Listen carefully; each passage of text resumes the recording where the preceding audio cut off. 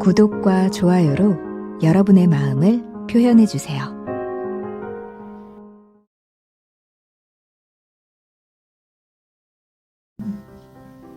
안녕하세요. 소소한 책 이야기 이민아입니다. 오늘은 아버지의 해방일지로 우리에게 친근한 작가님, 정지아 작가님의 에세이를 가지고 왔습니다. 책 제목이 굉장히 궁금해지는 관심과 흥미를 유발하는 그런 제목이에요. 마시지 않을 수 없는 밤이니까요. 라는 제목입니다. 뭘 마신다는 이야기일 것 같으세요? 이미 이 책을 알고 계신 분들은 정답을 다 알고 계시겠지만 저는 처음에 좀 궁금했어요. 아무 생각 없이 도서관 책장에서 책을 이렇게 쭉 보다가 이건 어떤 제목일까 하고 궁금해지더라고요. 그래서 보니까 역시나 술에 관한 이야기였습니다. 하지만 단순히 술에 관한 책은 또 아닙니다. 책 뒷면을 보시면 뒷표지에 그렇게 나와 있어요. 마시지 않을 수 없는 밤이니까요는 단순히 술에 대한 이야기가 아니다. 만취한 원숭이가 사자의 대가리를 밟고 날아오르는 어느 초원의 밤처럼 사람 사이에 높은 장벽이 허물어지는 경이로운 순간에 대한 이야기다.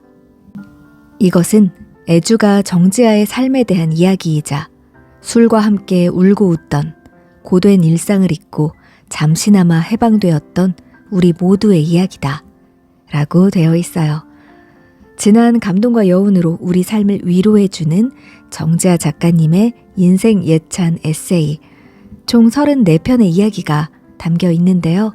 우리는 오늘 앞부분에 두 이야기를 먼저 읽어보도록 하겠습니다. 그럼 정지아 작가님을 생각하며 한번 같이 읽어볼게요. 나는 너의 정체를 알고 있다. 오래전 부모님 이야기를 빨치산의 딸이라는 실록으로 쓰고 수배를 당했다. 책을 출판한 사장은 실형을 선고받았다. 이적 표현물 제작만이었으면 굳이 도망다니지 않았을 것이다. 그 전에 산호맹이라는 조직의 기관지 노동해방문학 기자로 2년 동안 일했는데 그 조직이 반국가단체로 몰려 전 조직원에게 수배령이 내렸다. 함께 일하던 친구 대부분이 붙잡혀 7년 이상의 실형을 선고받았다. 나는 수배령이 내리기 직전 이런저런 이유로 조직을 탈퇴한 상태였다. 20세기 사회주의는 잔인한 자본주의의 기적과 같은 대안이었다. 사회주의 덕분에 자본주의는 약자를 위한 최소한의 제도를 마련하면서 비로소 인간의 얼굴을 띌 수 있었다. 사회주의를 선택한 나라들의 미래는 달랐다. 나는 베를린 장벽이 무너지는 모습을 보면서 더 이상 사회주의가 더 나은 미래를 위한 대안이 될 수 없다는 사실을 뼈저리게 깨달았다. 그런데도 나는 감옥 대신 도피 생활을 선택했다. 내 나이 26, 감옥에 가서 7년형을 선고받는다면 34~5에나 사회로 복귀하게 될 터였다. 34~5이라니 26의 나는 상상도 할 수 없는 나이였다. 허세 쩔었던 문학소녀 시절 나는 33에 스스로 목숨을 끊겠노라 결심했다. 33, 하나님의 아들 예수가 인간의 육신을 버린 나이. 보잘것없는 내가 그 이상 살아있는 건 오만이라 믿었던 것이다. 실소를 금치 못할 유치한 생각이지만 아무튼 그때의 나는 그랬고 34~5에 출소하느니 숨죽여 숨어 사는 편이 나을 것 같았다. 3년 동안 숨어 살았다. 거처는 남부군을 쓴 이태 선생이 마련해 주었다. 3년 동안 숨죽여 살았던 잠실 주공 1단지. 바퀴벌레 들끓던 그 낡고 비좁은 아파트가 아직도 눈에 선하다. 밤이 되면 단지 내를 배회하고 낮에는 종일 근처 비디오 가게에서 빌려온 영화를 봤다. 못해도 하루에 서너 편 이상 봤을 것이다. 누군가에게서 얻어온 비디오는 테이프 돌아가는 쪽에 문제가 있어 볼펜으로 누르지 않으면 자꾸만 테이프가 씹혔다. 종일 볼펜으로 누르고 있으니 손가락이며 손목이 성할 리 없었다. 지금도 그때를 생각하면 손가락에 찌르르 전기가 오는 듯하다.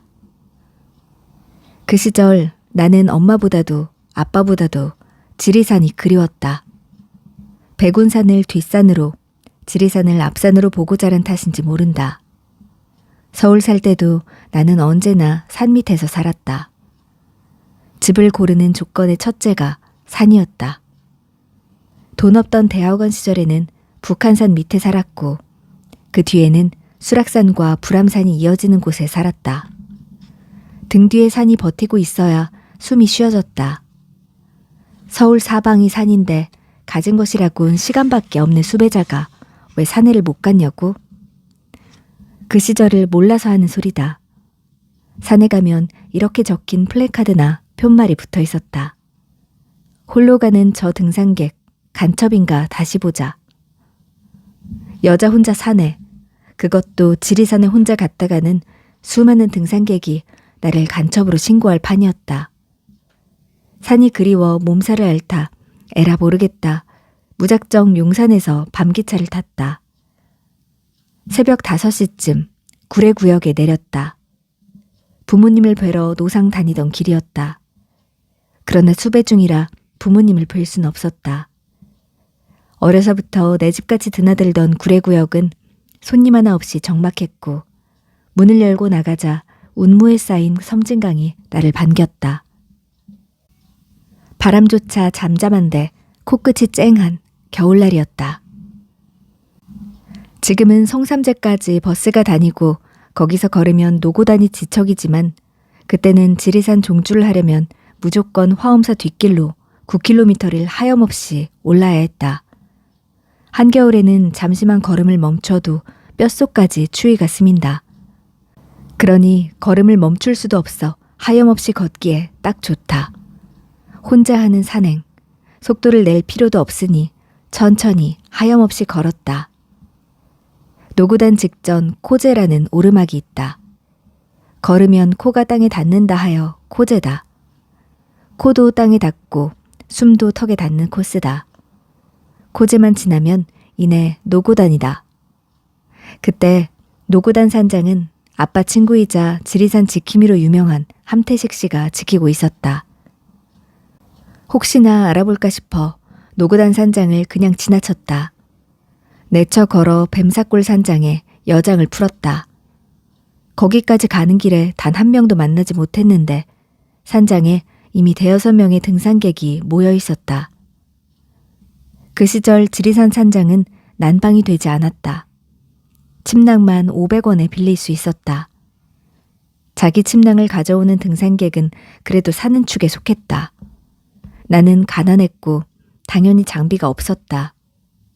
침낭 하나로는 영하 20도가 넘는 산중의 밤을 견딜 자신이 없어 거금 2,000원을 써서 4개를 빌렸다. 그래도 추웠다. 끓인 물을 플라스틱 수통에 담아 끌어안았다. 조금 낫긴 했지만 여전히 추웠다. 이미 친구가 된 등산객들 몇이 1층 침대에 옹기종기 모여 앉아 소주를 마시는 중이었다. 술이라면 나에게는 패스포트 2병이 배낭 깊숙이 자리 잡고 있었다. 산중의 추위에는 위스키가 제격이지. 사실 패스포트는 내가 마신 최초의 위스키다.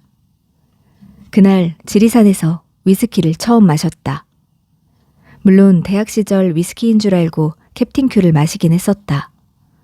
캡틴 큐는 마시는 누구라도 거의 혼절에 이르게 하는 기적의 술이다. 종일 지끈거리는 두통은 덤이다. 그게 자본주의 종주국 영국의 술, 위스키의 위력인 줄 알았다. 알고 보니 캡틴 큐는 기타 제재주, 한마디로 화학약품이나 진배 없었다. 돈도 없는 수배자 주제에 먹어보지도 않은 패스포트를 지리산행의 동반자로 삼은 이유는 간단하다. 맥주는 한겨울에 먹기에는 너무 차가울 뿐만 아니라 무겁기도 하고 소주 또한 3박 4일의 일정을 버티려면 그 양과 무게가 만만치 않았다. 독한 위스키라면 2병으로 3박 4일을 견딜 수 있을 것 같았다. 나는 따뜻한 공기는 위로 올라간다는 대류의 지식을 미천 삼아 아무도 없는 2층 침대에 둥지를 틀었다. 1층에 자리 잡은 사람들과 거리를 둘 속셈도 있었다. 누가 뭐래도 나는 수배자니까. 나는 1층 사람들이 잠들기 전까지 술을 꺼내지 않았다. 술을 꺼냈다가 그들과 어울려야 할지도 모른다는 불안감 때문이었다.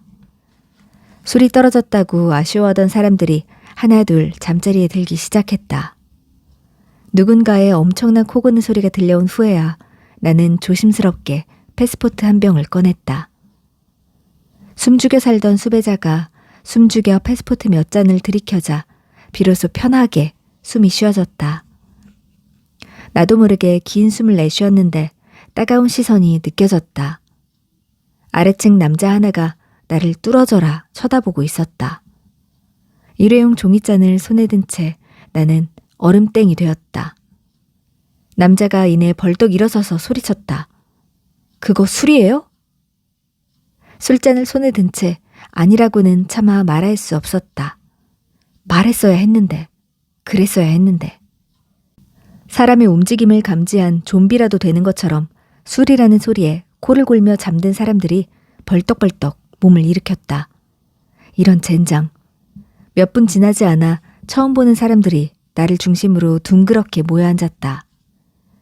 사람들은 꼴딱꼴딱 침을 삼키며 내 손에 들린 패스포트를 구세주인 양 집중해서 바라보고 있었다. 각자의 손에는 코펠이 하나씩 들려 있었다. 이런 젠장. 위스키를 코펠에? 이건 위스키에 대한 예의가 아니잖아. 라고도 말하지 못했다. 나는 부들부들 떨며 그게 추위 탓인 양 애써 감추며 사람들의 코펠에 위스키를 콸콸 따랐다. 술잔이 두어 순배 돌자 나를 제외한 전원이 알딸딸 취했다. 그들은 전작이 있었으니까. 이것도 인연인데 통성명이나 합시다. 통성명은 개뿔. 내 술이나 축내는 주제에 입이 대빨이나 나온 채 나는 아무 가명이나 둘러댔다. 홍은혜입니다. 막 주워대고 보니 절친의 이름이었다. 그러거나 말거나 다시는 안 볼 사람들인데 무슨 상관이랴. 그런데 건너편에 누군가 나를 유심히 쳐다보며 고개를 갸웃거렸다. 아닌데?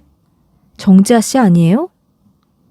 그때는 순진하여 숨기는 재주도 없었다. 게다가 수배 중 아닌가. 너무 놀란 티가 역력하여 내가 정지아라는 확신을 심어주기에 충분했다. 나 기억 안 나요? 3년 전인가 서울대에서 노동자의 날 시위 때 만났는데 그때 지아 씨가 내가 든 화염병 박스 들어줬잖아요. 제 이름은 어떻게 아세요? 노혜문 기자였잖아요. 목에 기자 패스 걸고 있었는데 거기 정지아라고 큼직하게 딱 박혀 있던데 빨치산의 딸을 쓴 사람인데 당연히 기억하죠. 이런 젠장. 세상은 이렇게나 좁다. 지리산 뱀사골 산장에서 나의 정체를 아는 사람을 만나다니. 그것도 등산객이라고는 6분인 한겨울에. 이래서 나쁜 짓 하고는 못 사는 거다. 내가 화염병 박스를 같이 들어줬다는 남자는 대구 택시 노련 소속이었다. 그제야 사람들이 비식 웃으며 제 숨은 정체를 드러내기 시작했다. 누구는 노래패, 누구는 노조 간부, 뭐 다 그런 식이었다. 다들 나처럼 첫 술자리에서는 제 정체를 감춘 모양이었다. 다들 낄낄거리며 웃었고 패스포트 2병은 순식간에 바닥이 났다. 나는 3박 4일에 일용할 양식을 하룻밤에 다 잃었다. 그래도 뭐 아깝지는 않았다. 영하 20도가 넘는 지리산의 겨울밤. 내 부모는 이런 날에도 무명옷 한 벌만 입은 채 눈밭에서 잠들었다고 했다. 나에게는 2,000원 주고 빌린 침낭이 4개나 있었고 옷 사이에 넣은 뜨거운 수통도 있었고 밤새도록 혈관을 돌며 내 체온을 높여준 위스키도 있었다. 패스포트에 취해 다들 추운 줄도 모르고 기나긴 겨울밤을 따시게 보냈다. 다음날 우리는 모르는 사람으로 만났듯 모르는 사람으로 헤어졌다. 흐린 램프 아래 보았던 그들의 얼굴은 지금 전혀 기억나지 않는다. 그들의 코펠잔에 위스키를 따르던 순간의 안타까움, 나의 정체를 발각당한 순간의 당혹감, 모두가 같은 편, 모두가 위스키에 취했다는 기이한 연대의식만이 아직도 생생하게 떠오를 뿐이다. 인생 최초의 위스키 패스포트는 내게 지리산의 겨울밤이다. 낯선 이들과 따스히 함께했던 시바스, 변절과 타락의 시작. 30의 나는 수배 중이었다. 내가 주변 사람들의 도움으로 꽁꽁 몸을 숨긴 사이 내가 속했던 조직의 대부분이 붙잡혔다. 나와 비슷한 직함의 동료들은 7년형에서 10년형을 선고받고 수감 중이었다. 나는 수배 직전 이미 그 조직을 탈퇴한 상태였으며 그 조직이 6.25 전쟁 이후 처음으로 대중 앞에 선포한 사회주의로부터 멀어진 상태였다. 윗선 대부분이 붙잡혔으니 설령 내가 잡힌다 한들 조직에 해가 될 일도 없었다. 그래도 자수하고 싶진 않았다. 기왕 패배했는데 백기까지 들고 내가 한때 적이라고 생각했던 사람들 앞에 무릎 꿇고 싶지 않아서였다. 3년을 버텼다. 그 사이 내 부모는 물론 누구도 만나지 않았다. 사람이 오래 혼자 있으면 머리가 이상해진다.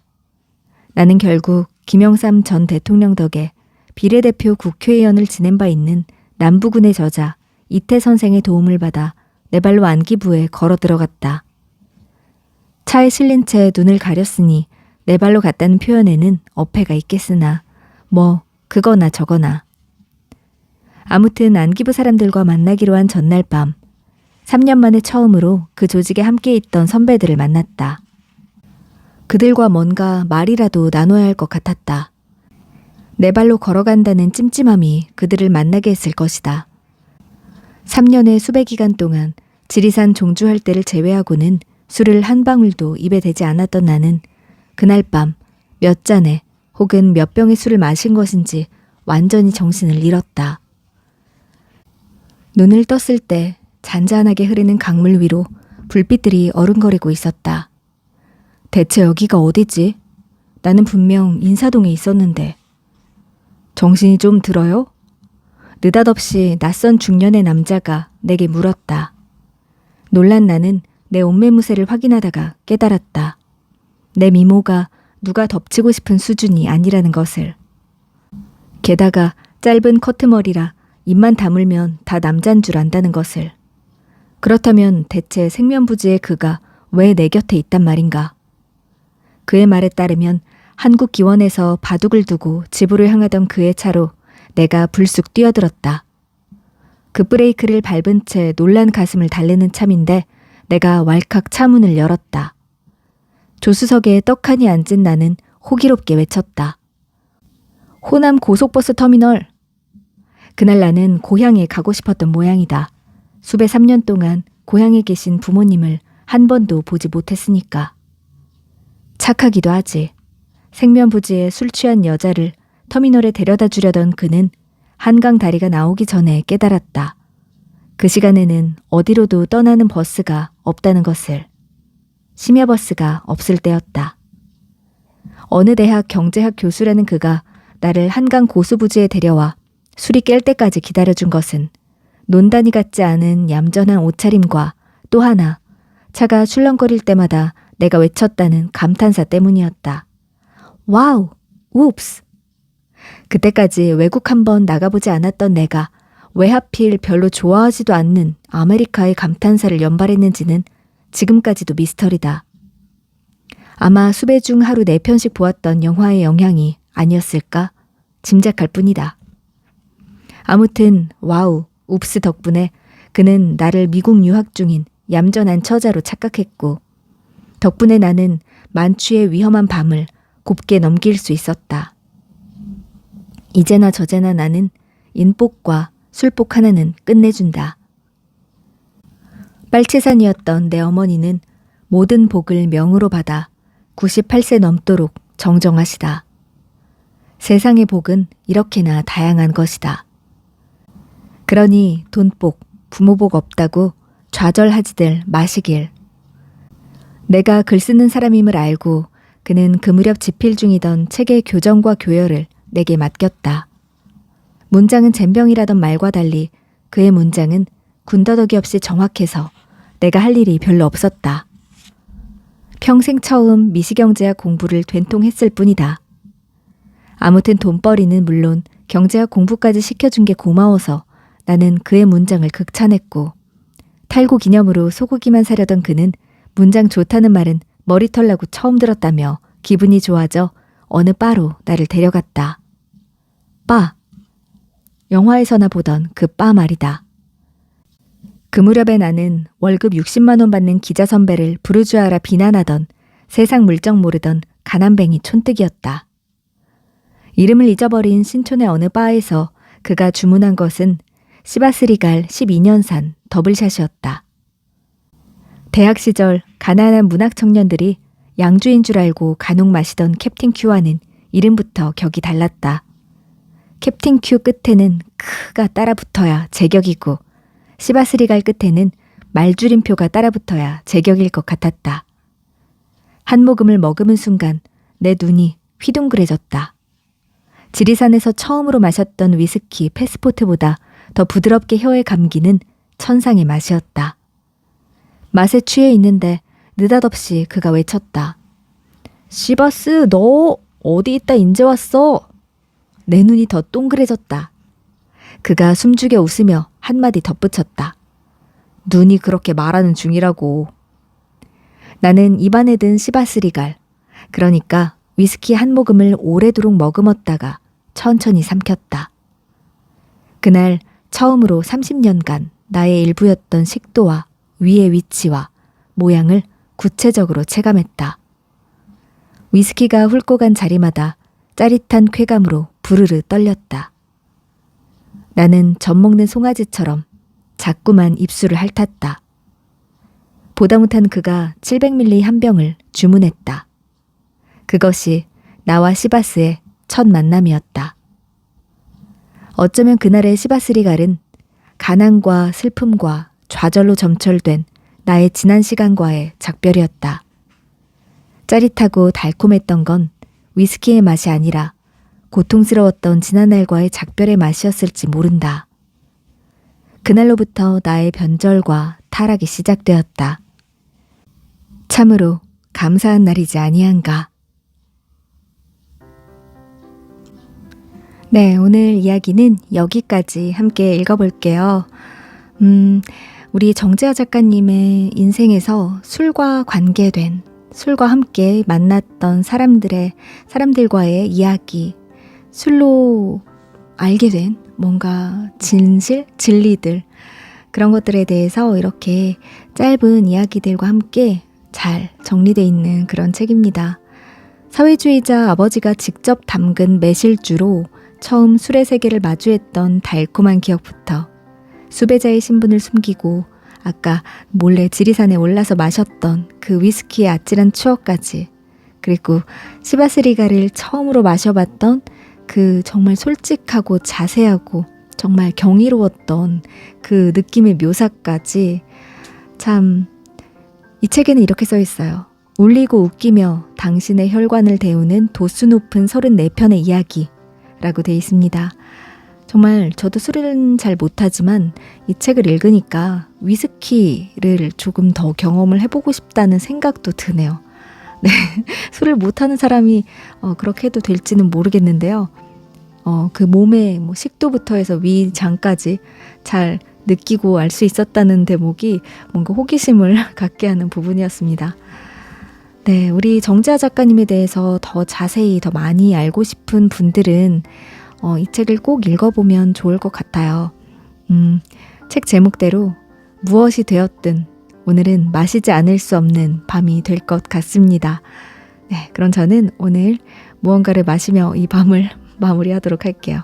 다음 시간에 또 다른 좋은 책으로 인사드리도록 하겠습니다. 오늘도 함께 해주셔서 고맙습니다. 좋은 밤 되세요.